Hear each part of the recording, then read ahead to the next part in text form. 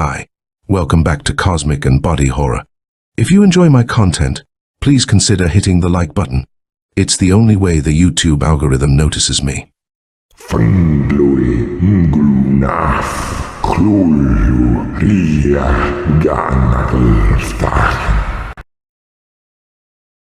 The Sea Horror by Edmond Hamilton.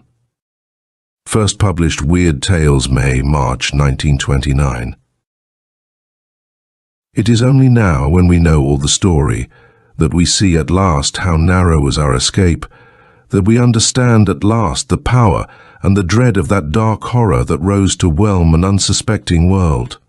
From the first sailing of the Clinton expedition to that last flaming hour of tremendous combat, when the destiny of a planet was settled forever, we can follow the thing now, and can recognize what vast and unseen forces they were that wove around our world the net of a terrible doom.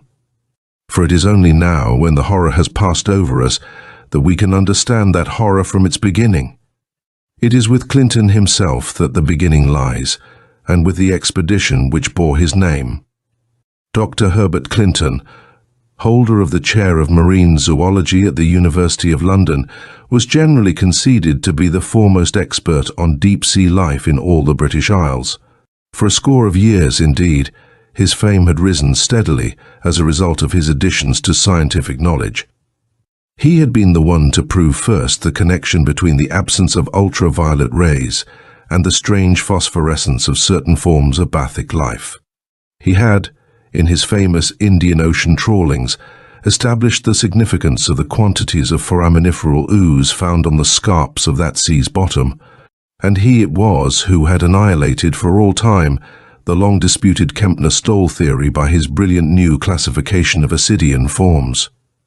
Even to the general public, the slender, grey-haired scientist with the keen grey eyes was a well-known figure. For it was his famous investigations into the forms of deep-sea creatures which had made possible the building of the new K-type submarines. These submarines, which had now been adopted by practically all nations, were built upon a new pressure resistance principle evolved by Dr. Clinton from his investigations, and could venture to depths and pressures impossible to the undersea boats of war and post-war types. Some of them, indeed, had descended to depths of a mile and more without experiencing injury, and it was Clinton's contention that they were in reality capable of depths of 3 miles and more. To many, at first, that contention seemed only a somewhat boastful exaggeration on his part. But when the announcement of the Clinton expedition made it known that one of these submarines was to be used by that enterprise, the scientist's sincerity was conceded. It was early in December that the expedition was first announced, by Clinton himself, from the University of London offices. He had long desired, he stated, to investigate the peculiar forms of deep-sea life to be found in the Great Nelson Deeps. These deeps, lying in the Atlantic almost halfway between Ireland and Newfoundland, had been but little explored by oceanographers due to their great extent and depth, the latter averaging somewhat more than 3 miles. Trawls used over these great deeps could accomplish but little, but they had brought up some curious variations of common bathyc forms, and in one case had brought up an extraordinary portion of a skeleton, or reticulation of bones, that was quite unlike that of any deep-sea form known to zoologists.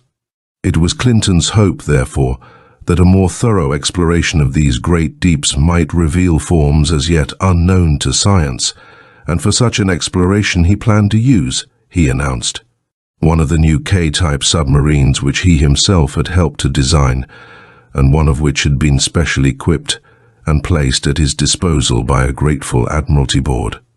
The submarine provided, the K-16, had a cruising radius which made a mother ship unnecessary, and was large enough to contain all of the necessary trawling apparatus, storage tanks and laboratories, as well as the expedition's personnel.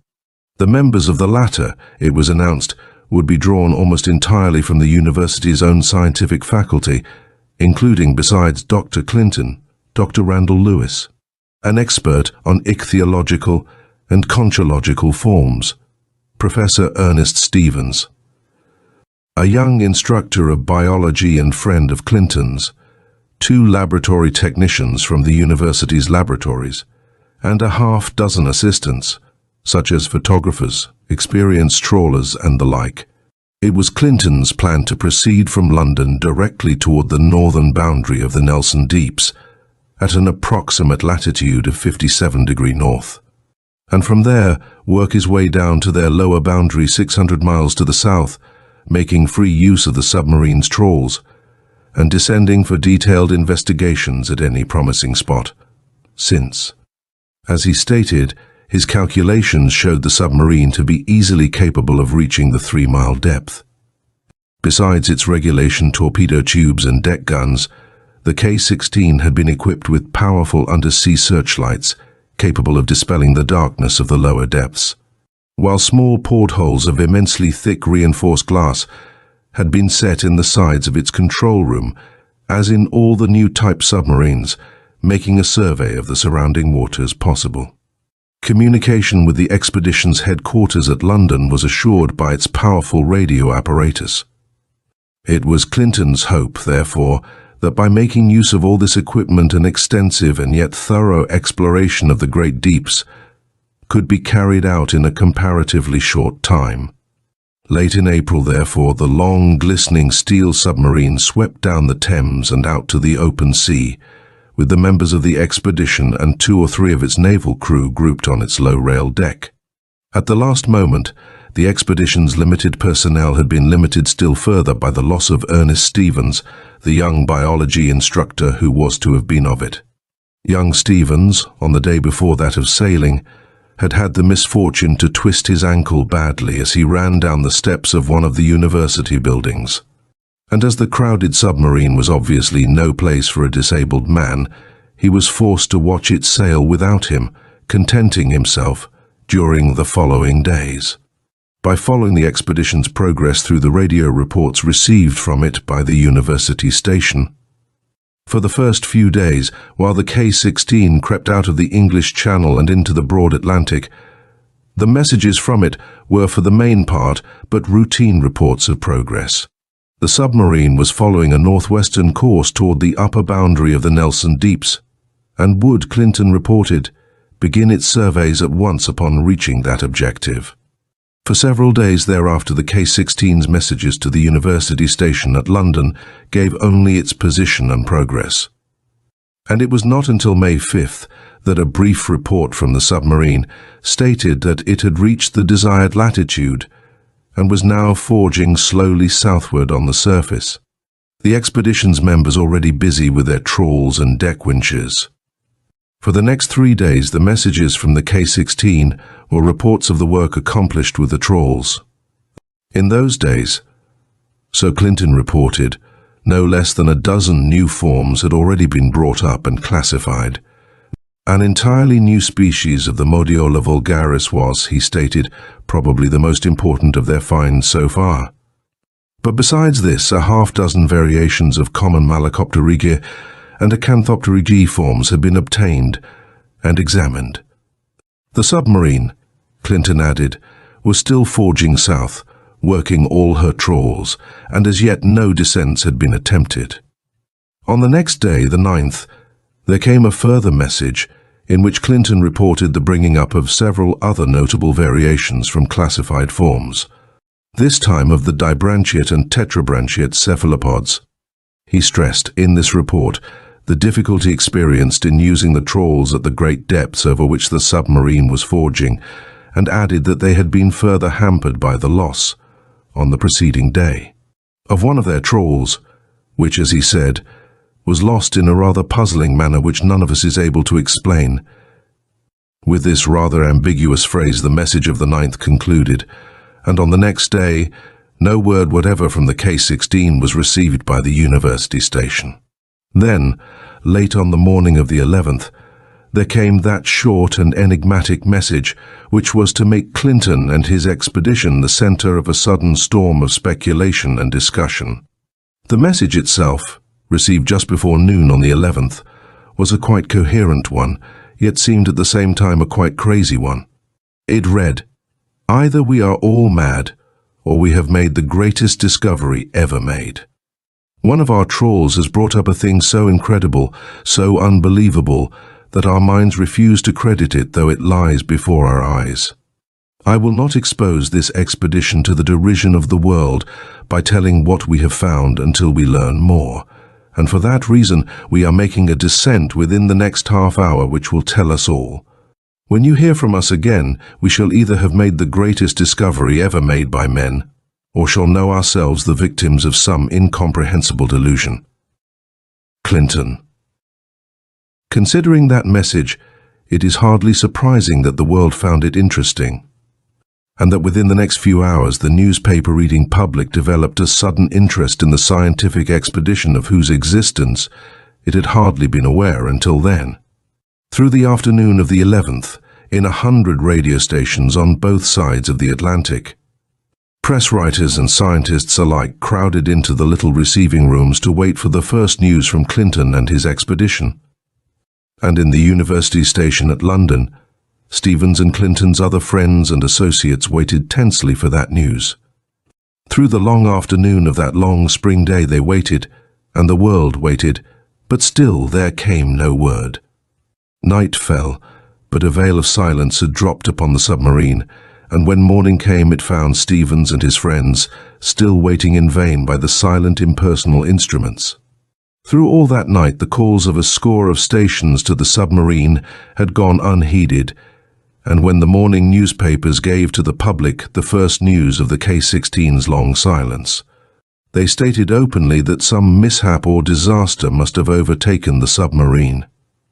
Only young Stevens and his friends remained steadfast in their optimism, and even they began to doubt as the 12th passed, and still no message came.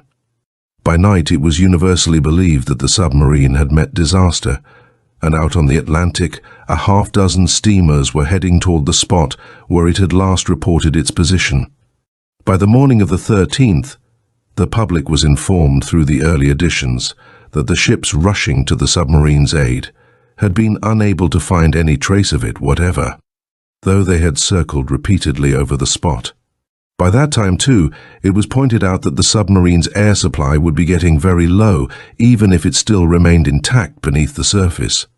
The general opinion, though, by then, was that Clinton, in overconfidence, had ventured to too great a depth in the submarine, and that it had been crushed by the terrific pressure. Even at the university, it was tacitly conceded that this must be the case. Concerning the strange last message from the K-16 there was still discussion, but even that was capable of more than one explanation. It was pointed out that Clinton was an ardent zoologist, and that the discovery of some entirely new form might have caused the exaggerated language of his message. Stevens, who knew the calm and precise mentality of his superior rather better than that, would not believe in such an explanation, but was unable to devise a better one to fit that sensational last report. It was the general belief, therefore, that in his excitement over some new discovery Clinton had ordered his submarine to a depth too great, and had met disaster and death there beneath the terrific pressure of the waters. Certainly, whatever its defects, there was no other theory that fitted the known facts so well.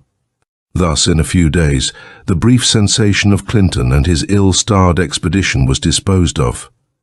It was useless, of course, to attempt to locate or raise the missing submarine at that terrific depth, and no such suggestion was ever made. Even Stevens and his friends were forced to admit, as the days went by, that there seemed no further thing to be done, nothing by which more might be learned of the hapless expedition's fate. The British and American newspapers combined to advise caution in overestimating the capacities of the new type submarines, but except for that, save in scientific circles, the loss of one of the greatest living scientists excited no particular attention.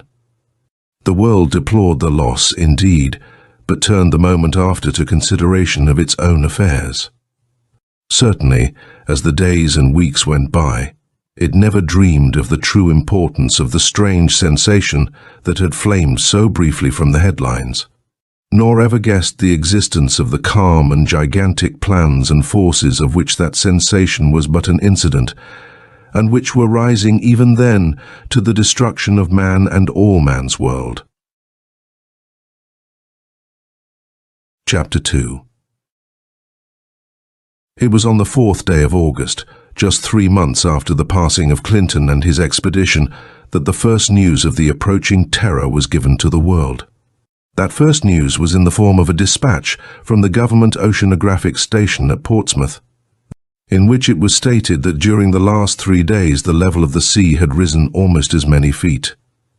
Unnaturally high tides had been lashing the coasts of England and of the world during those days, the message stated, and a study of them had disclosed the astounding and unexplainable rise which had taken place.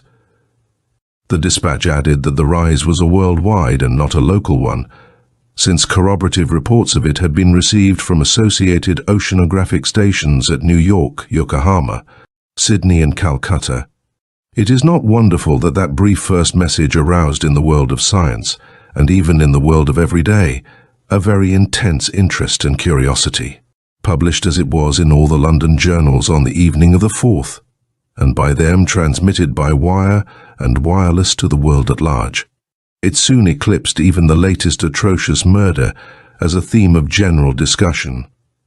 For if there is one thing considered constant in this changing world of ours, it is the level of the sea. All our heights and depths are compared to and computed from it, so unchanging do we esteem it, since though great tides may come and go, the level of the sea itself seems never to change. So delicately balanced are the combined processes of evaporation and condensation which deplete and replenish it.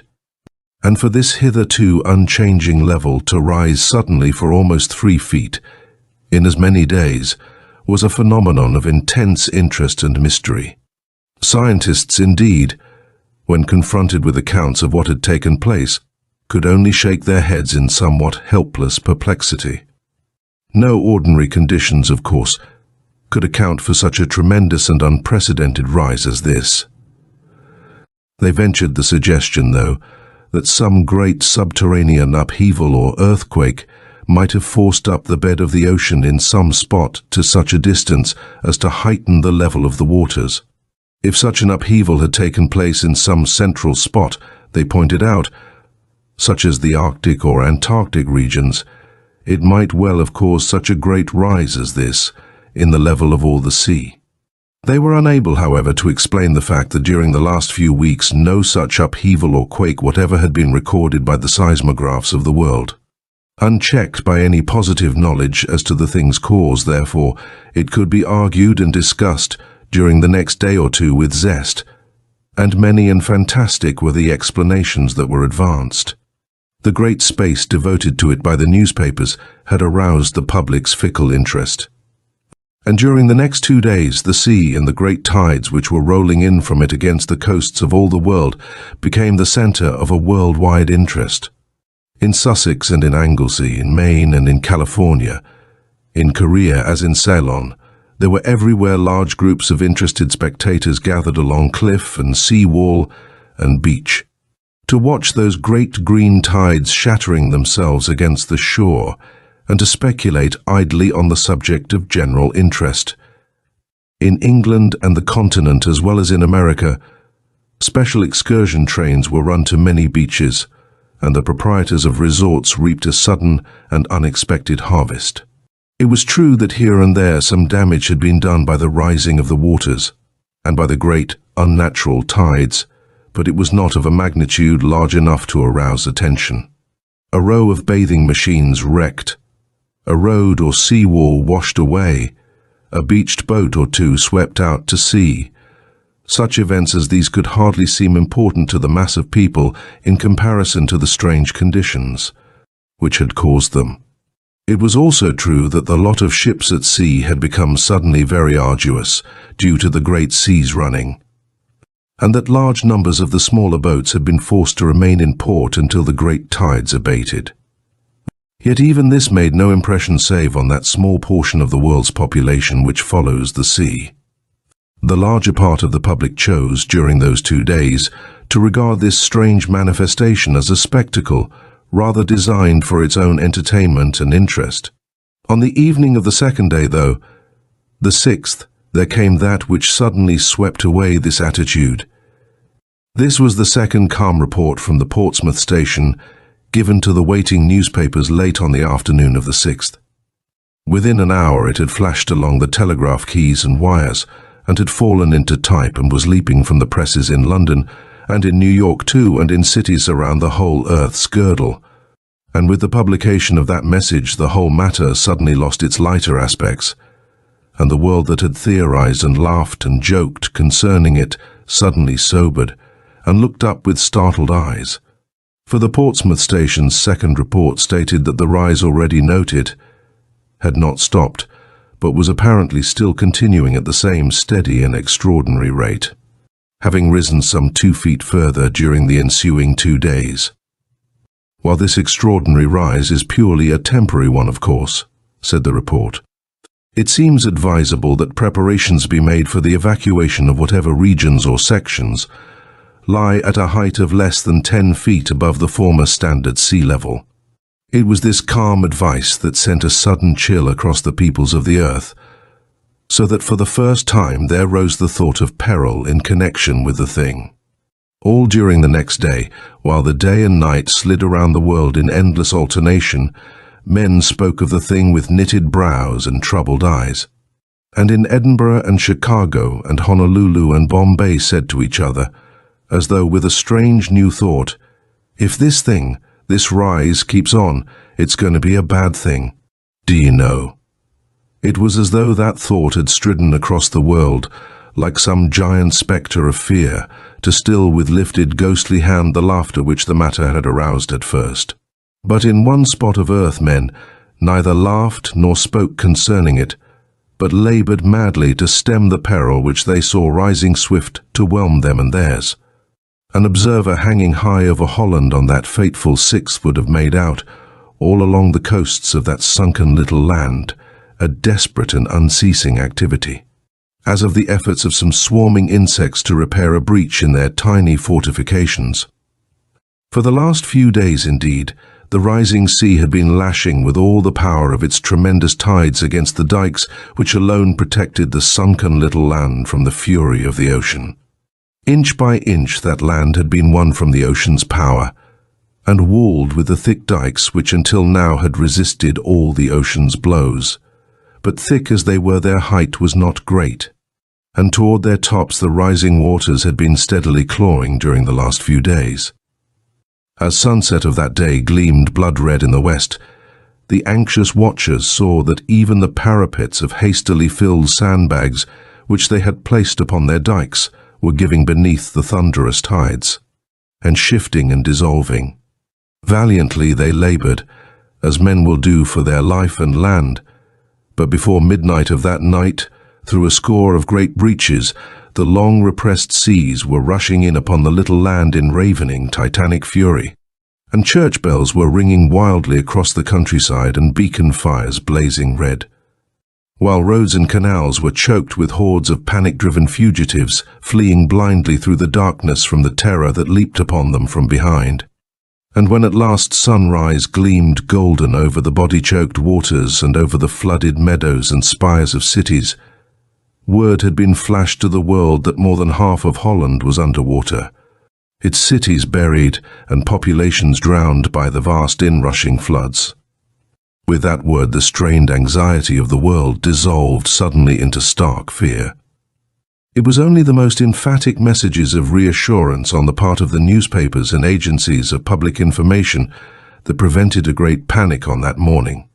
They admitted that the disaster had occurred, but pointed out that it had been caused by the breaking of the dikes, as similar disasters had been caused before. No such thing could occur elsewhere, they stated, and assured the public that the rise in the sea's level was only temporary, caused by the subterranean upheaval which had been mentioned by the scientists. Not only would the rise not continue, they predicted, but it would be seen when the measurements were made public that evening that a positive lowering of the waters had taken place. With such assertions, the rising panic of the earth's people was calmed a little on that morning. But the foreboding of dread to come increased as the extra editions poured from the presses that day, hour by hour chronicles of further disaster. Parts of Lancaster and Norfolk were already flooded, they learned, their inhabitants fleeing by every road to higher ground. Louisiana and the lower valley of the Mississippi were under water, and the basin of the Amazon was a maze of flooded jungles. Fishing villages on the Chinese and Japanese coasts had been swept away with great loss of life by the vast tides of the Pacific. The plantations of Lower Malaya had become salt swamps. And along the coastlines of India and Africa, the waves were battering the shore with terrific fury. Scores of ships at sea were known to have foundered, sending out despairing calls for help until the last, while others making for the nearest harbour had been caught by the great tides and flung against cliffs and shoals to be pounded into unrecognizable wreck. Age.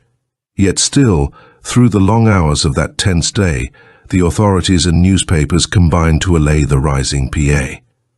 Nick. These conditions were but temporary, they repeated. Could be but temper. Airy.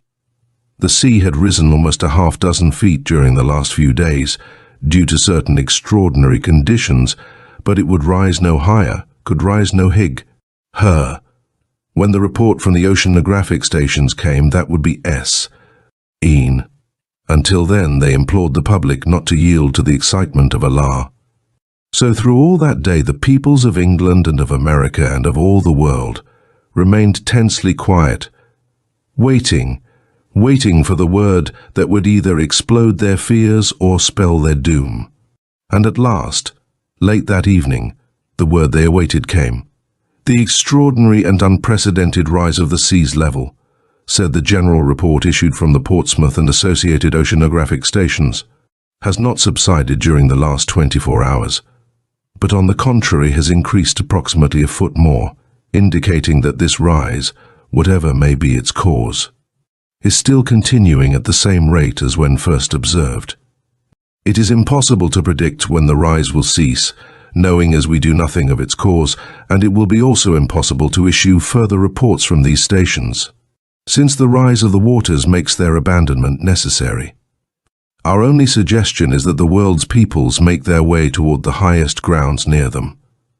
Since it is clearly evident that within a few more days this continuing rise will result in the flooding of the Earth's surface to an unpredictable depth and extent.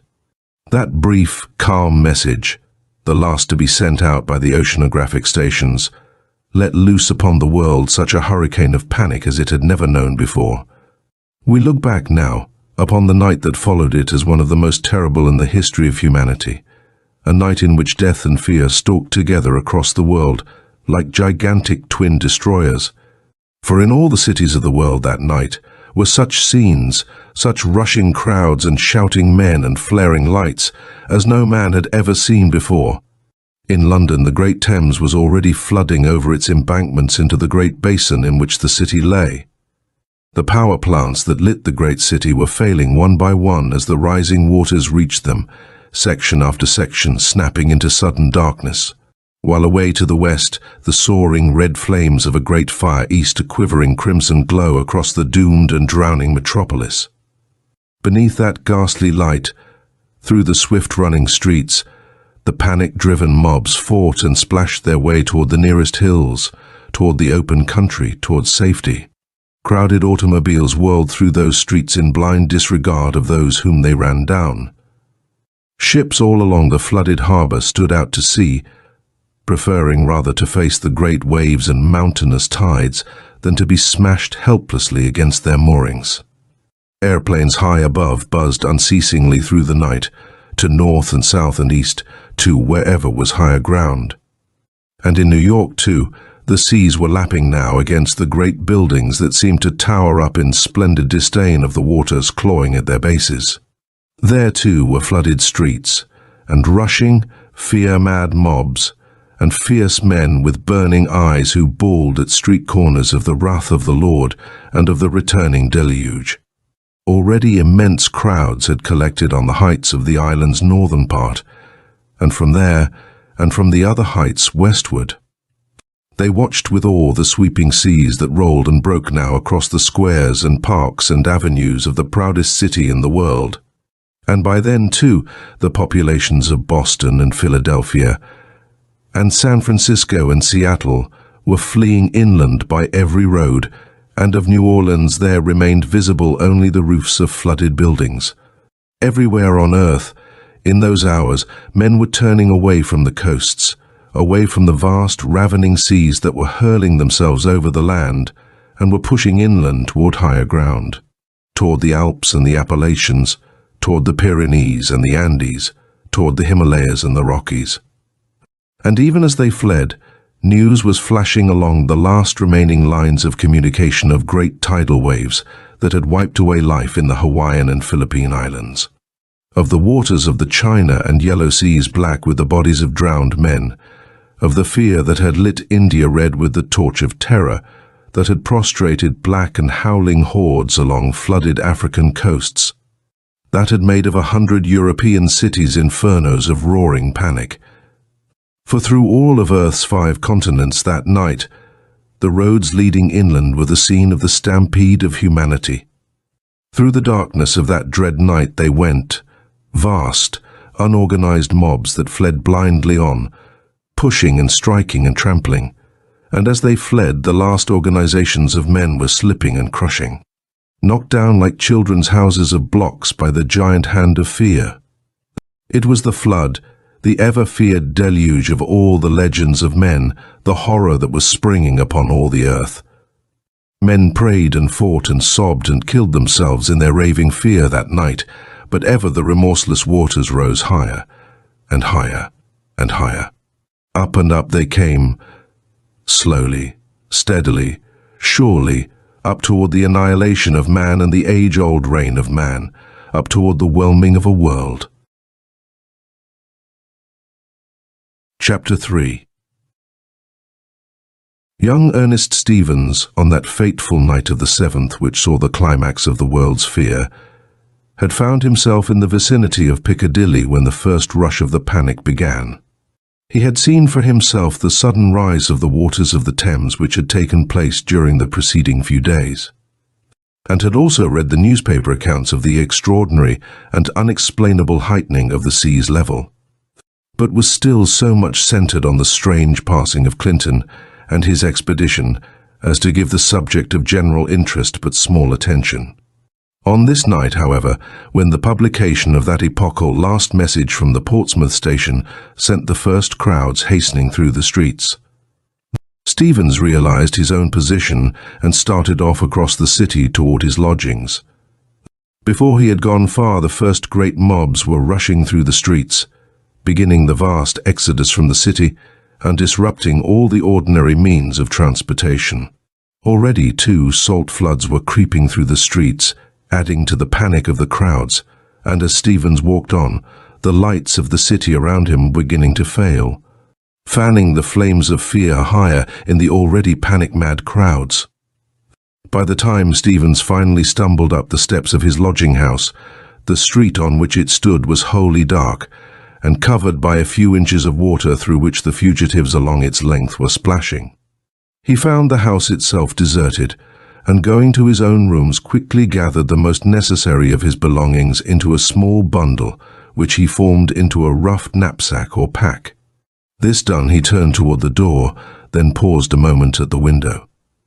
Before him stretched away the roofs and steeples of the vast city, all their sparkling lights vanished now and darkened.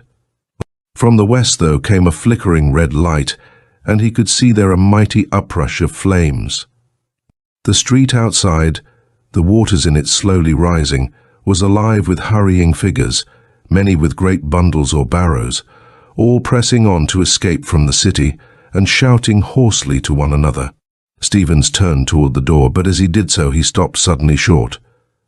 The door had swung open, and in its opening stood a man, a dark, slender figure. The red glow of light from the window fell full upon his face, and as Stevens saw it, he cried out. "Clinton!" he cried. "Good God! Clinton!" The other came swiftly toward him and grasped his arm. "I thought I might find you here, Stevens," he said quietly. "It was 1,000 to 1 chance, but I came." Stevens stumbled with him to the red-lit window, like a man in a dream. "Clinton!" he exclaimed again. Where in God's name have you been while this horror has been rising on the world? When did you come back?" Clinton pushed him back into the chair by the window and silenced his questions with an upraised hand. "I came back but a few hours ago, Stevens," he said, "and I came here for you because I sail again in an hour and want you with me." "Sail?" repeated Stevens, stupefied. "To where?" "To the bottom of the Atlantic," said Clinton calmly. As the younger man stared at him, he dropped into a chair beside him. "To the bottom of the Atlantic," he repeated, his voice suddenly pregnant with dread knowledge, "where I have been for weeks, where there is a secret which I first of all men discovered, where the work of untold ages is whirling now to its climax and sending this mighty flood rolling out to drown our world." He was silent a moment, gazing out over the red-lit city while Stevens stared at him in stunned amazement, and then went on. "You were to have been of our expedition, Stevens, and you know what my plans were.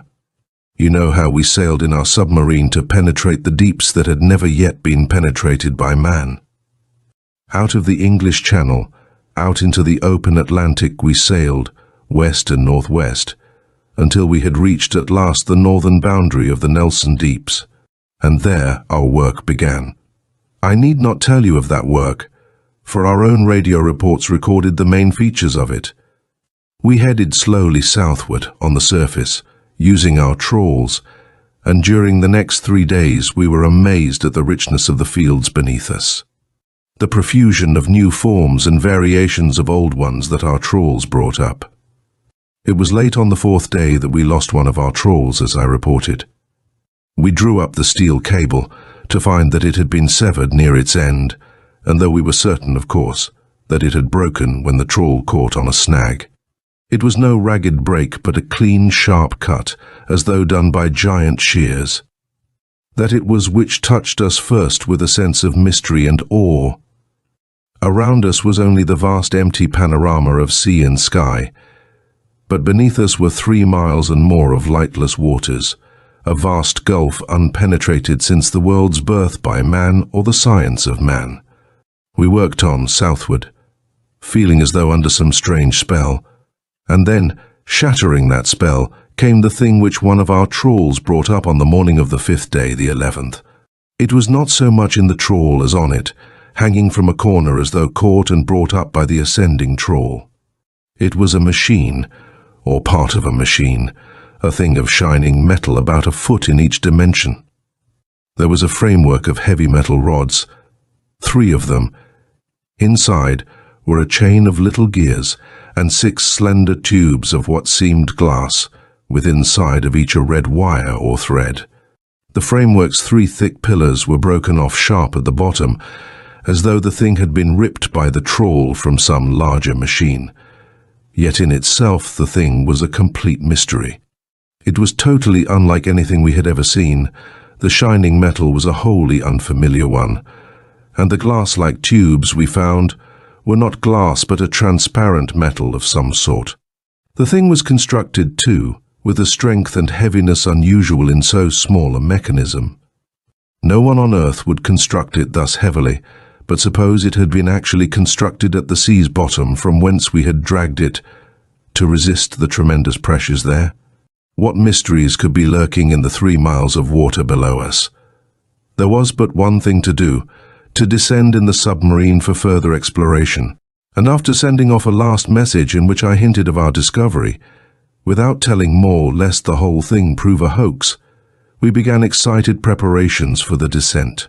The deck fittings were dismantled, the heavy conning tower doors clanged shut, and a moment later the submarine's electric motors began to hum, and we slanted downward into the green waters, using both ballast tanks and diving planes for our descent, and moving downward in a great spiral.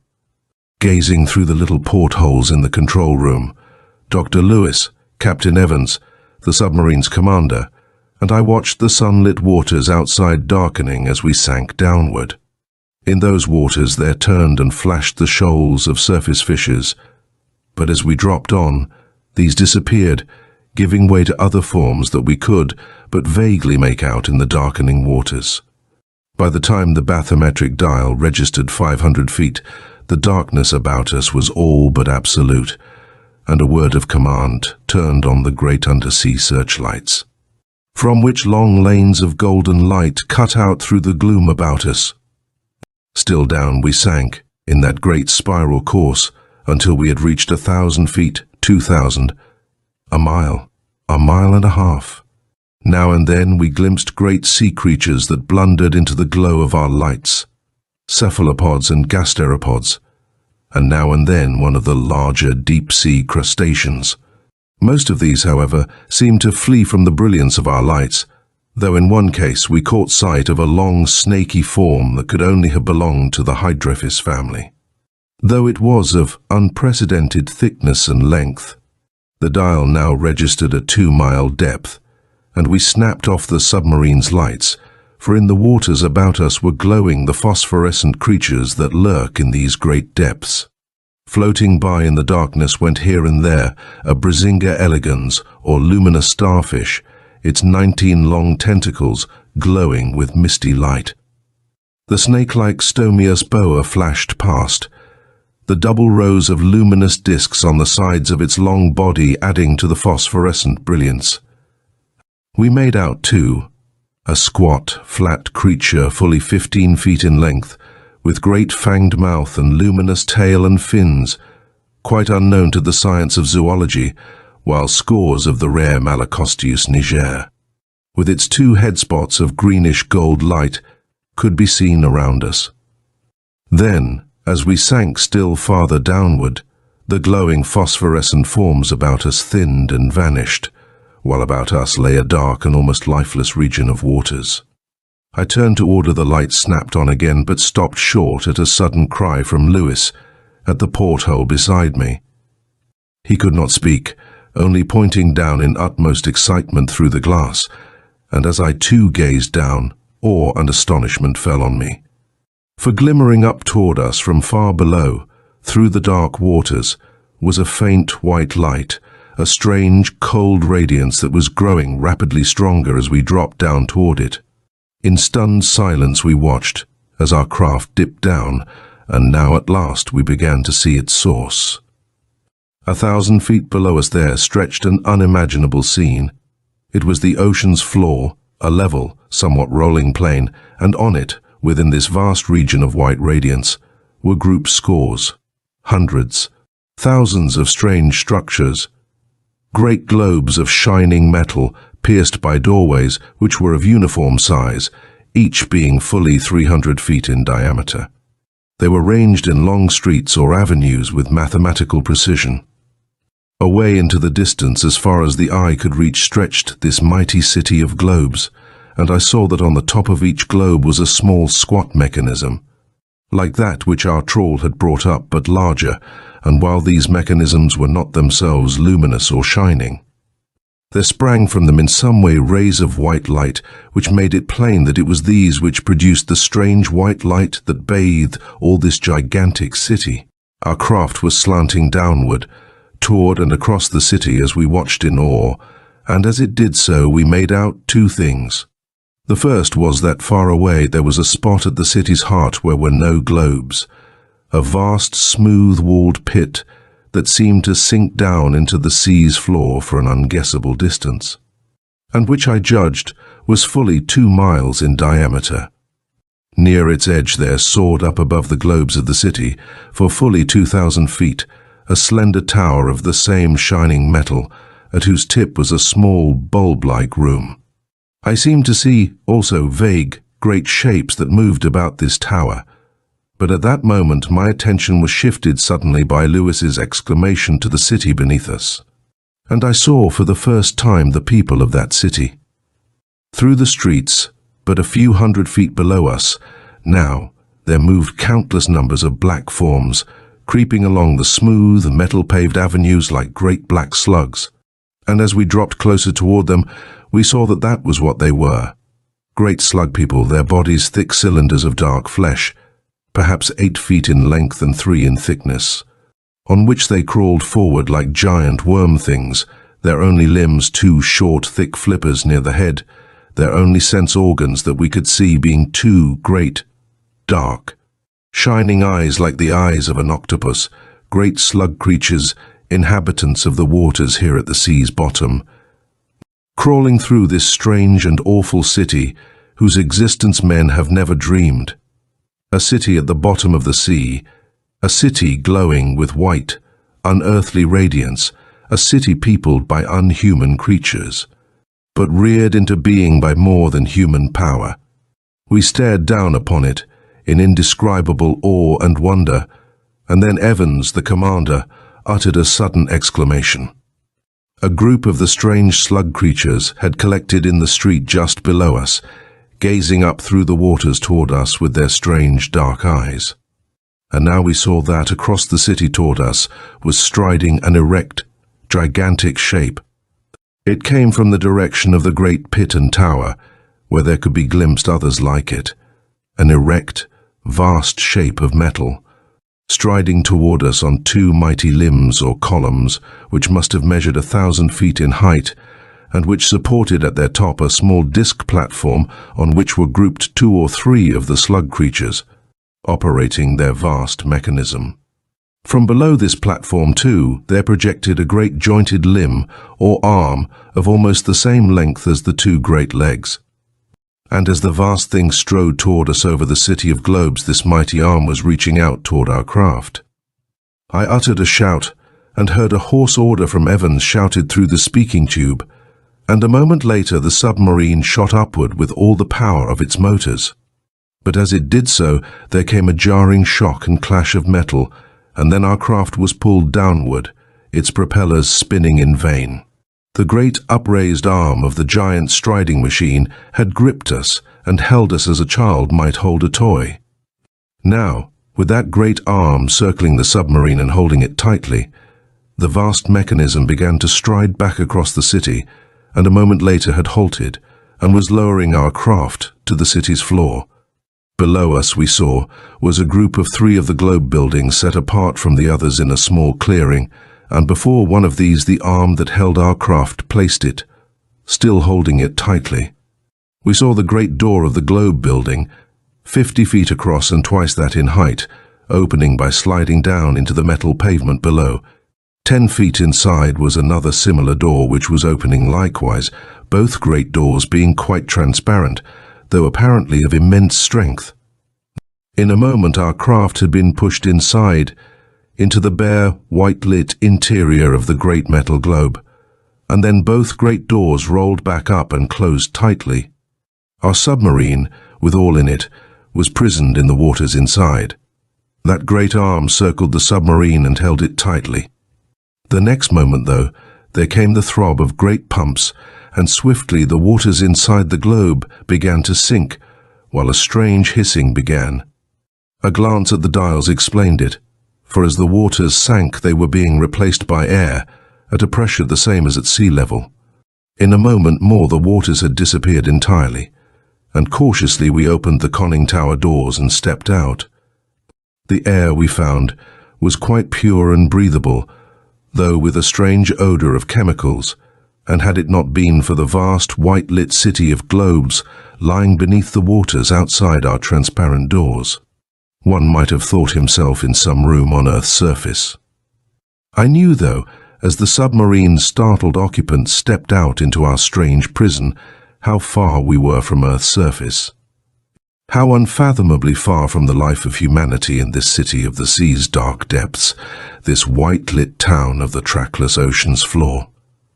For I knew now how far from humanity were these strange and fearful slug creatures who were of more than human intelligence, but with no human point of view, who could capture men and put them in this prison of air at the sea's bottom as we of Earth would capture some creatures of the sea and imprison them in a prison of water or aquarium on Earth. Chapter 4. We were not long left undisturbed in our strange prison. Within a few minutes we saw, approaching our building from outside along the smooth paved street, a group of the slug creatures who carried with them what seemed strange suits of flexible metal with transparent eye holes. 3 of them donned these, fastening them carefully, and then the outer door of our prison rolled down and the three moved or crawled into the vestibule, or space between the doors, which was filled with water. Of course, a moment later came the throbbing of pumps again, the vestibule emptied of water and filled with air, and as the inner door rolled down in turn, the three crawled into our prison.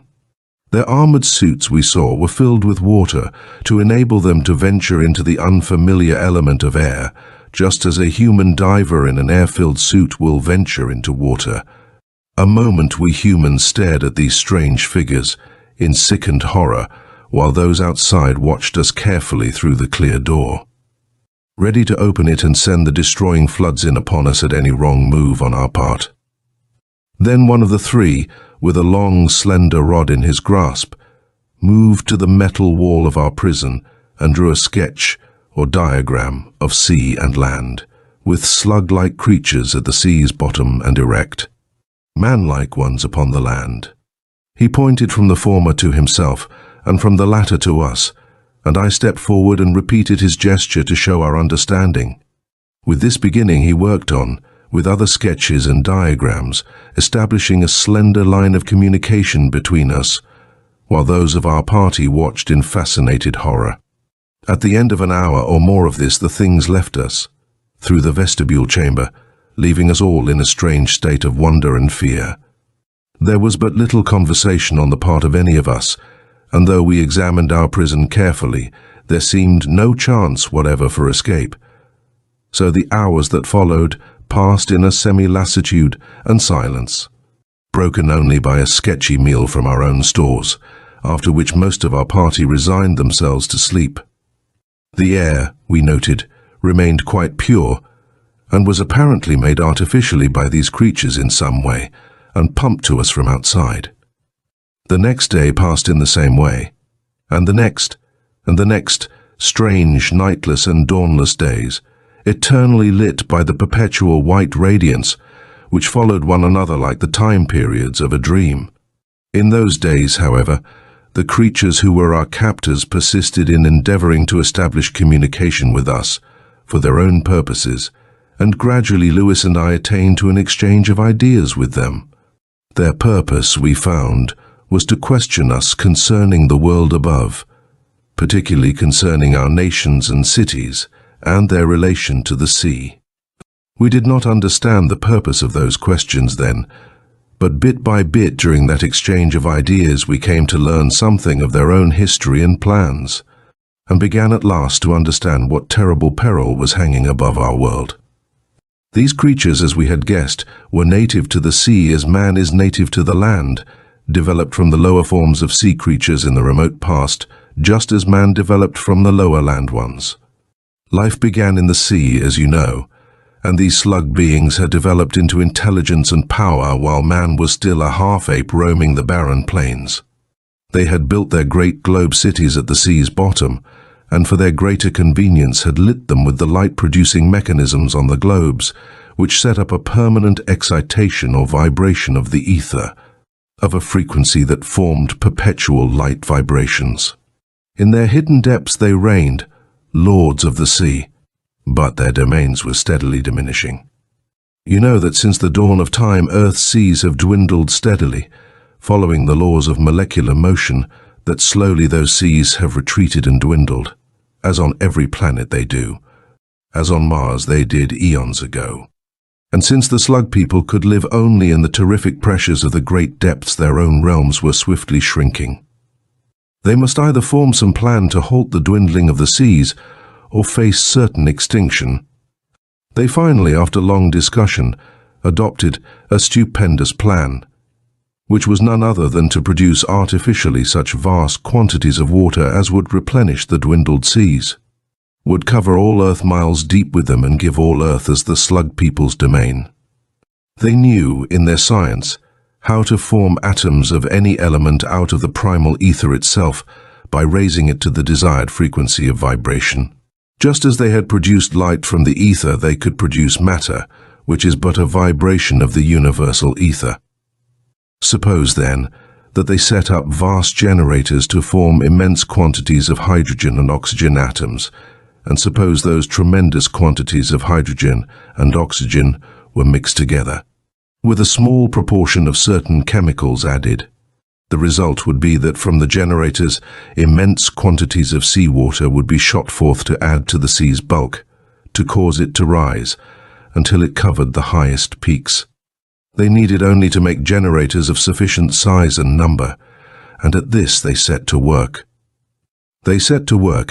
And for the sake of convenience they built their vast generators under their own cities, which were located in all the great deeps of the sea over Earth.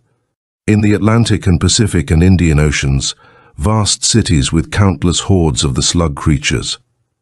Under each of their cities lay one of the titanic generators, with a vast pit opening at the city's center for the waters that would be formed to issue forth from beneath. It was a work of centuries, of ages, this building of the great generators, one beside which the building of the pyramids was but the task of an hour. Man rose to power on earth above them, never suspecting their presence even, and still in the depths the slug creatures worked on at their great task. That was to give them all the world. At last the great generators, under the cities of the slug people in all the deeps of the sea, approached completion. It was necessary to provide a single control for all of them, so that all could be turned on at the same moment, since otherwise the inequality of currents might produce too great disturbances of the sea. This control, therefore, was placed in a small room at the top of a great spire at the center of one of their cities, in the deeps of the mid-Atlantic, the city which we had discovered and where we were prisoned. And now, as we learned, the great work was almost finished, and soon the generators which had taken ages to build would be put into action. Around the spire which held the control of all the generators there watched always their giant striding machines. Since this little room at the spire's tip held all the energies of all their generators on Earth centered inside it, and should it be damaged or wrecked, the generators themselves would run wild, resulting in titanic etheric explosions which would inevitably destroy not only all the generators themselves, but also the great cities built upon them, and the numberless slug people of those cities. In sick despair we watched the days passing, cooped in our little prison, while the plans of the slug people came to their climax. Far above us we knew were sunlight and fresh breezes, and ships going to and fro upon the waters. But around us were only the oppressing waters and the white radiance and the city of globes and its unhuman people. And at last, the age-old plans of those people were finished, and the great generators were turned on. We saw them flocking through the streets toward the great spire, and the vast pit, saw a gleam of sudden green radiance from the control room at the spire's top. In the distance, and then there was a great quivering of the ground and the waters about us, and up from the pit there shot with immense force and speed a vast current of waters. A tremendous solid stream 2 miles wide, and of terrific speed, formed we knew by the combining elements in the vast generator beneath the city, turning each moment millions of tons of water into the seas above us. And we knew, too, that at that moment in all the other cities of the slug people across all the deeps of the sea, other and similar currents were being shot forth by the titanic generators, adding each moment incalculable amounts to the bulk of the seas.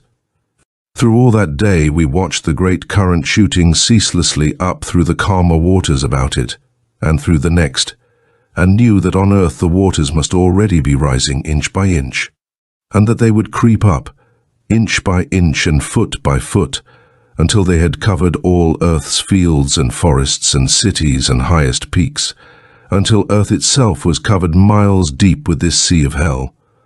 And at its bottom, the slug people reigned triumphant.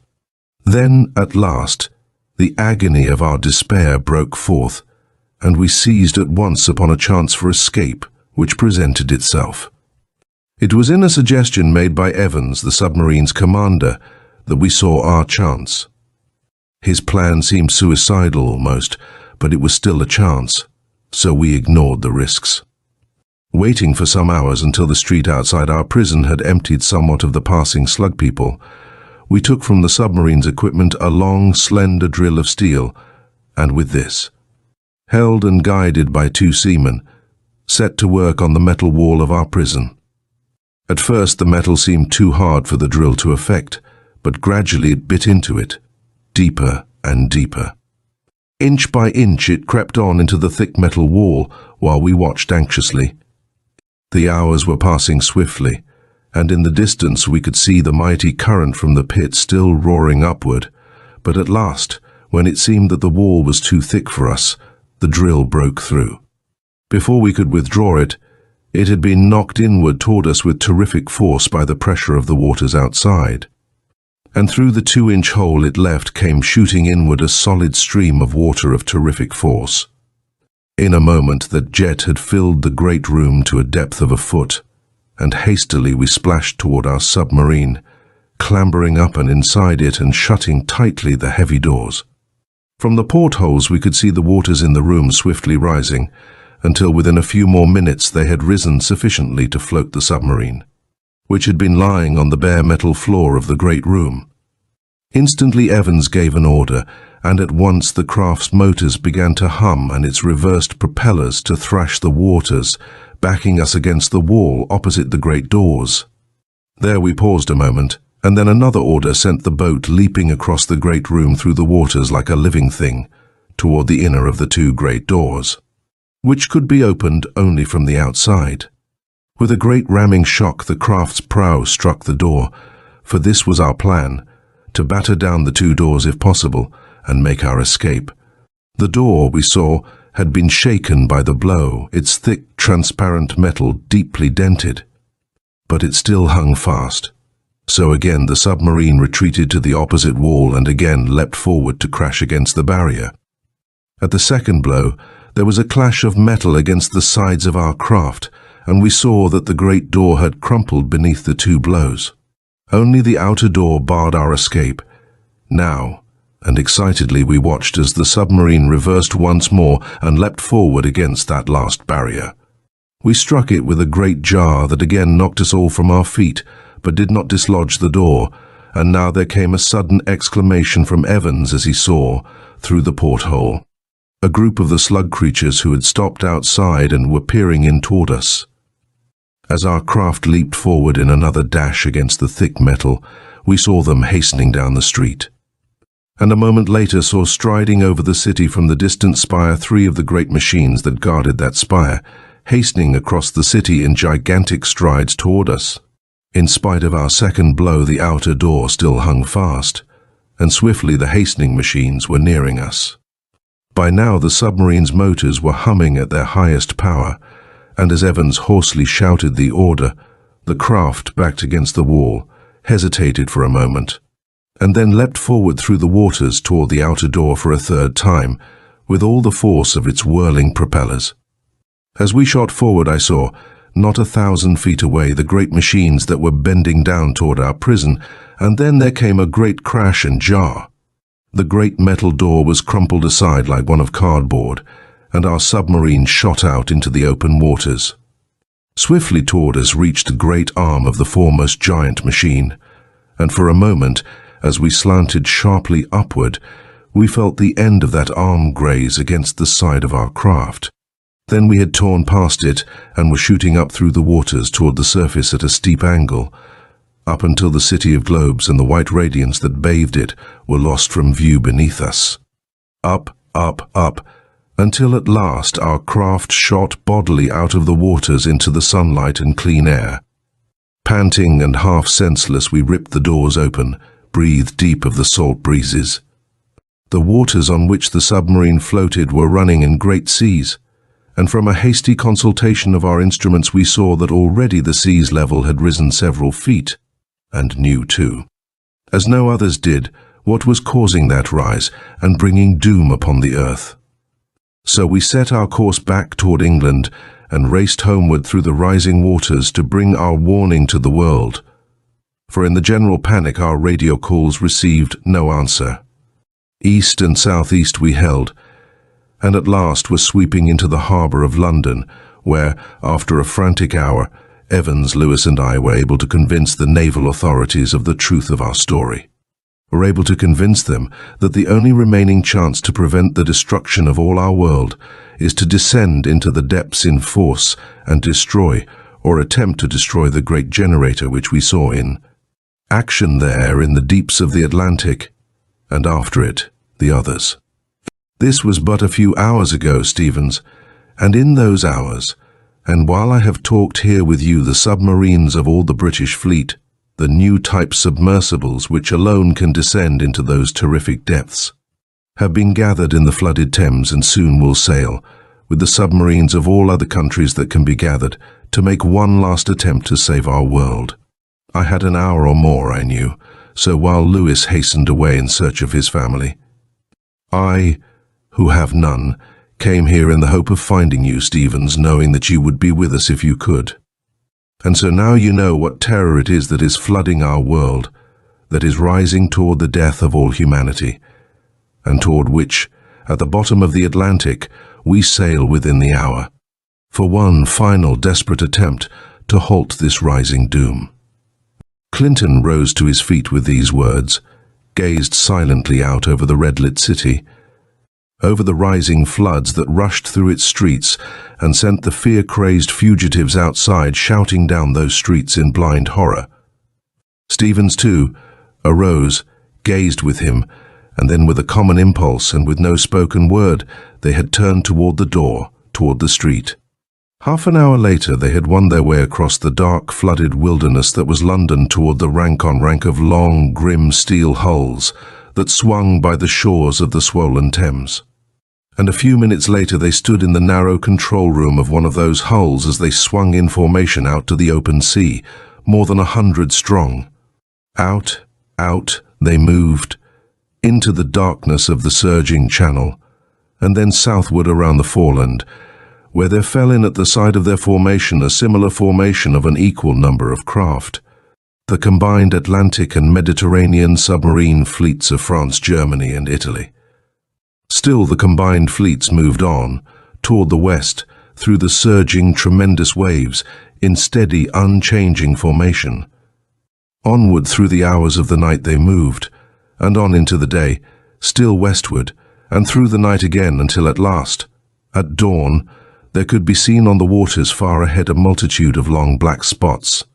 Long steel hulls like their own, the great American submarine fleet racing eastward in answer to the call for help. The two fleets met, coalesced, and then, in one great triangular formation, more than 300 strong turned and headed north. The morning waned, and the afternoon, and sunset came, but still those gathered scores of long grim craft forged north and north, toward the Nelson deeps and what lay at their bottom, toward the last great battle of humanity to save its drowning world. Chapter 5. Standing in the submarine's narrow control room, Clinton gazed intently at the dials before him, then out of the portholes in the wall. "We're there, Stevens," he said quietly, gesturing toward the little windows through which the great fleet behind could be seen, each of its scores of craft resting motionless on the surface. And now the submarine's commander, Evans, who had been lost and prisoned with Clinton, came toward them. "Our craft will descend first," he told them, "the others following in close formation. Our plan is to descend to an elevation of a few thousand feet above the city and attempt to cripple or destroy the generator beneath it with our torpedoes and bomb charges." While he spoke, he had twisted around the signal lever on the dial before him, and a moment later, in answer to his signal, the boat's electric motors again took up their powerful hum. At the same time, it began to move forward through the waters, slanting downward. Stevens had a last glimpse through the portholes of the sea and sky outside, warmly lit by the sun that blazed above, and then the long green waves were washing up over the glass and over the submarine's conning tower as it slanted downward in a great spiral. And soon the green waters outside, alive with shoals of silvery fish, were darkening, changing, as the needle on the bathymeter dial crept slowly around. He looked up suddenly as he glimpsed through the portholes a dark shape passing above, and then saw that it was but one of the submarines of the fleet above, descending after them and following them. Score upon score of long, dark, fish-like hulls that circled and dipped and sank after them, down toward the fate of a W, awed. Surely in all the record of battles had men never gone toward battle like this, with no shouts or cheers or flying flags or defiant shots, but only the dark, grim shapes that sank gently down and down into the peaceful darkening depths of T. Down, down, down. 1,000 feet the dial registered, and the waters about the submarine had become dark blue, all but lightless, and darkening still more as they steadily dropped lower. There were no lights turned on, nothing to betray their presence, and into a still deeper darkness the great fleet sank, while Clinton and Evans and the seamen in the little room stared from the dials to the dark portholes with strange set faces. Great currents had begun to rock and sway the submarine as it dropped on, currents from the mighty generator below, Stevens knew. But still, they held to their downward progress, until the bathymetric dial showed a depth of a mile and a half, 2 miles.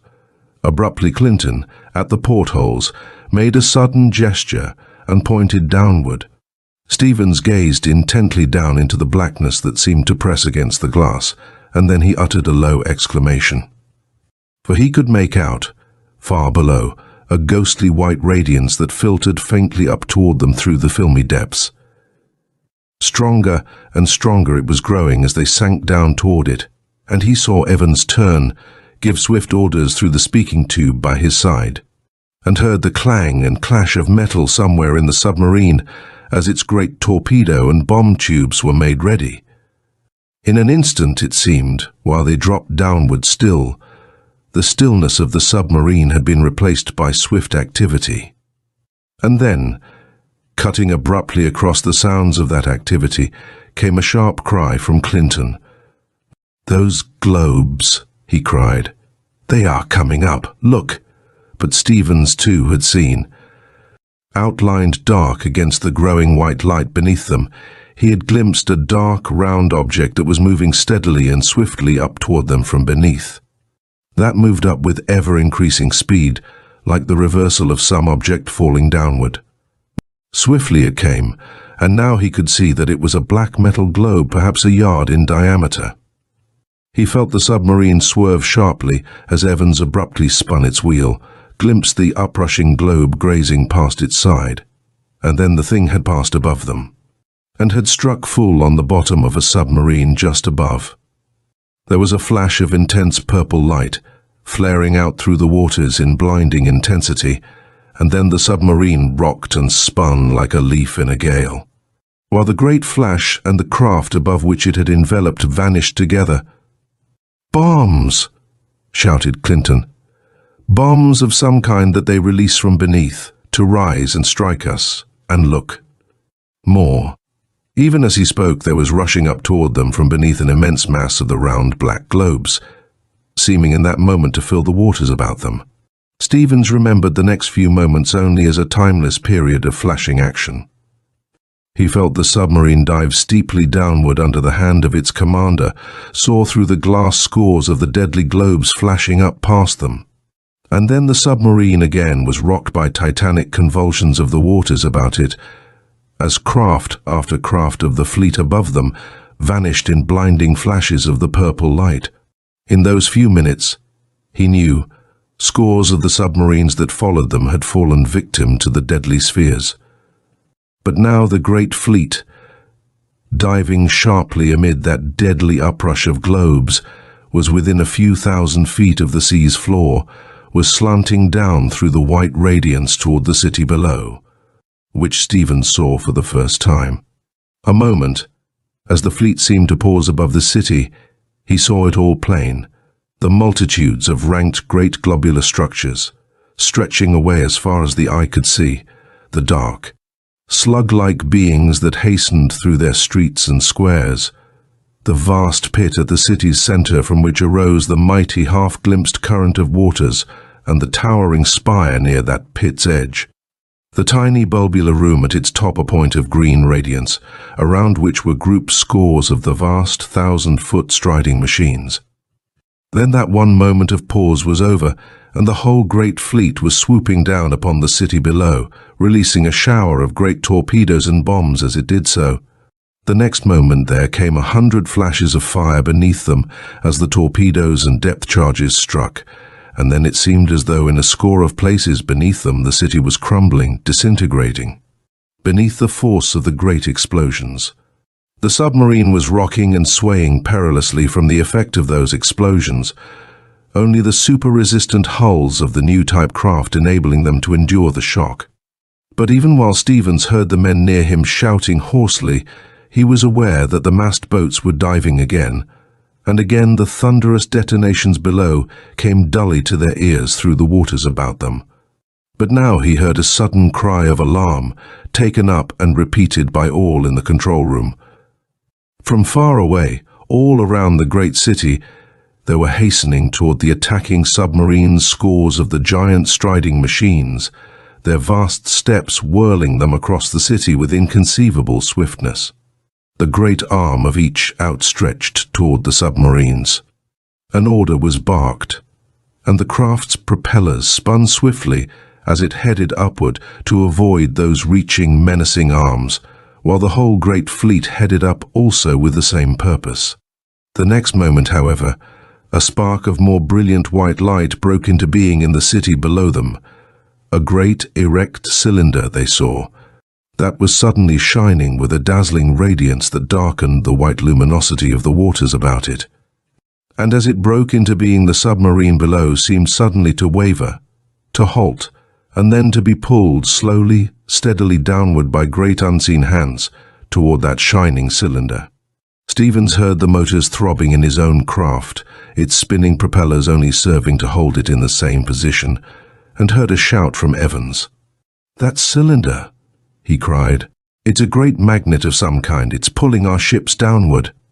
For now, by dozens, by scores, by hundreds, the fleet's massed ships were being pulled downward, their screws thrashing the waters in vain, pulled down toward that mighty, dazzling beacon of light. The next moment, the great striding machines had reached them, were grasping them, crushing them, whirling them about like toys and hurling them far away to break and smash upon the globes below, spilling forth men and air bubbles and great clouds of oil. Ever downward, downward, the mighty magnet of light pulled the helpless craft, while Stevens' own craft, highest of them all, could only resist that terrific pull by all the power of its humming motors. And among the helpless craft below, he could see the great machines of the slug people stalking about in terrific destruction, crushing and smashing the defenseless boats as they sought vainly to escape, while Stevens' own craft sought frenziedly to win out of the remorseless grip that held it. But now, below, the doomed submarine seemed suddenly to cease their efforts to escape from the great magnet's grip, and abruptly turned, paused, and then hurtled down with all their own force, and that of the attracting magnet toward the giant machines below them, whose great arms were destroying them. Stevens cried out hoarsely, as he saw torpedo and bomb flash down and send a half-dozen of the great machines reeling and crashing down upon the city in flashes of bursting fire. At the same moment he was aware that their own craft was winning slowly out of the giant grip of the magnet, inch by inch, foot by foot, creeping upward and outward from that grip, while below the last scores of the attacking submarines were meeting their doom, crushed by the arms of the giant machines and annihilated by the purple flaring bombs that rushed up toward them from the city below. And now the great machines were striding toward his own craft, the last remaining one except for a few far across the city that were battling their way upward against others of the machines. Slowly, slowly, the submarine crept upward, while the mighty shapes whirled across the streets and globes of the city toward it.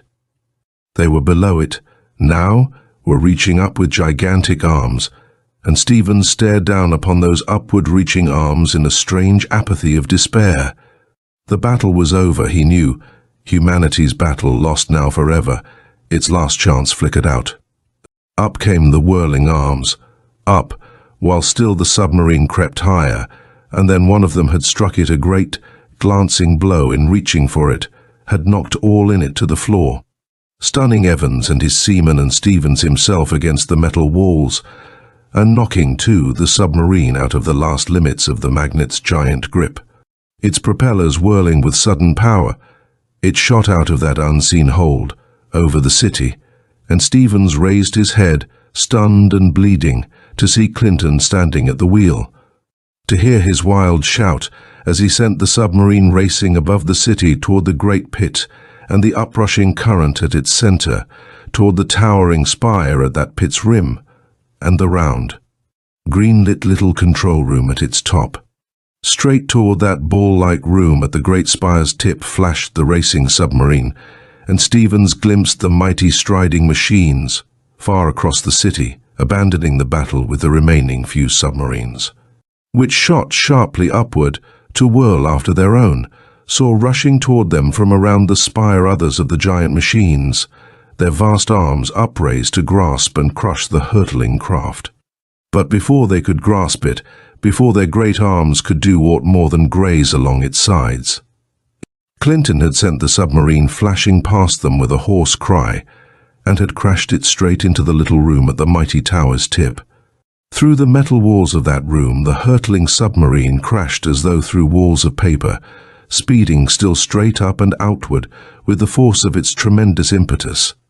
To the half-conscious Stevens, crouched there, it seemed that for a single moment the whole world held its breath, and then he saw a fountain of brilliant green fire burst out and upward from the little control room at the great spire's top, felt a mighty, thundering detonation shake the waters about him, and then half glimpsed below him the sea's bottom, and the great city upon it heaving, rumpling, breaking, and crashing.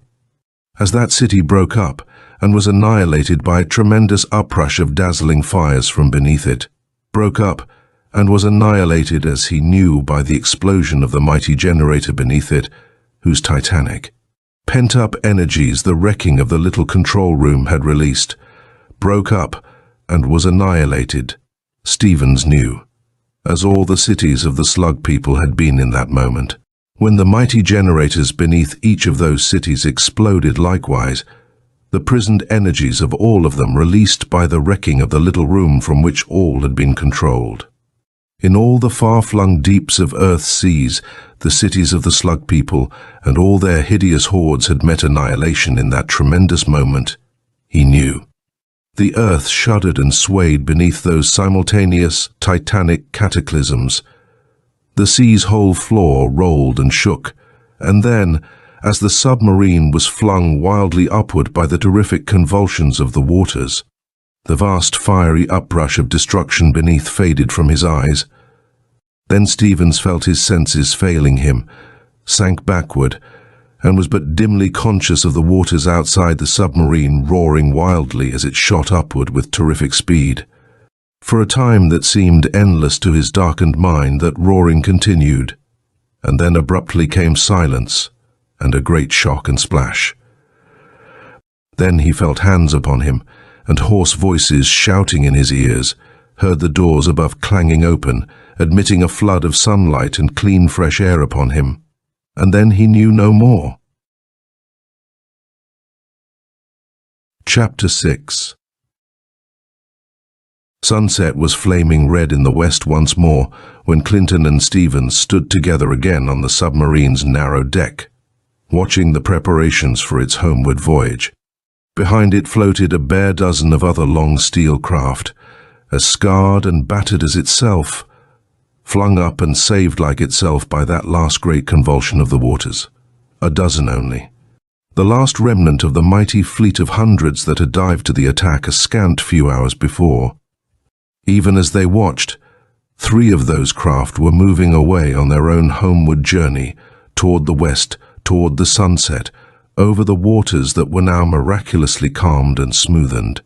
Their last rejoicing farewells came faintly over those waters as they went, and then they were passing from sight, dark blots against the brilliance of the western sky, dwindling and vanishing. There came into the minds of both men as they gazed across the peaceful waters, a wonder as to what frantic outbursts of joy were shaking the peoples of earth to see those waters calmed thus, to see their terrible rise thus halted. There came into their minds a vision of what might have been, of the seas that might have whelmed a planet, with a strange and terrible race triumphant and supreme upon it, and then one of what would be, when the hordes of fugitives, half hoping, half doubting, would creep back from their hills and mountains of refuge toward their deserted lands and cities, when the places that were silent now and dead would be ringing again with life, when all the terror that had riven earth would be but a thing of the remembered past. Then these things slipped from the minds of both, and they turned toward the east as their craft, and those behind it, moved away in that direction. Onward through the waters they moved, their propellers turning faster and faster, little waves breaking from either side of their prows as they clove the sea. The brilliance faded from the sky behind the two men as the little fleet moved on, and the gathering night closed down upon the world, star-embroidered. But the two standing there alone on the little vessel's deck were silent still and unmoving, gazing out into the darkness across the calm waters with the silence of men whose minds held things too great for speech. End of The Sea Horror by Edmond Hamilton. This is the end of the story. Tell us what you think in the comment section. Please subscribe and ring the notification bell so you'll be the first to know when we release new content. If you want to support us, consider joining our channel membership. You will get instant early access to more than 100 stories before their release. This is the only way to support our channel.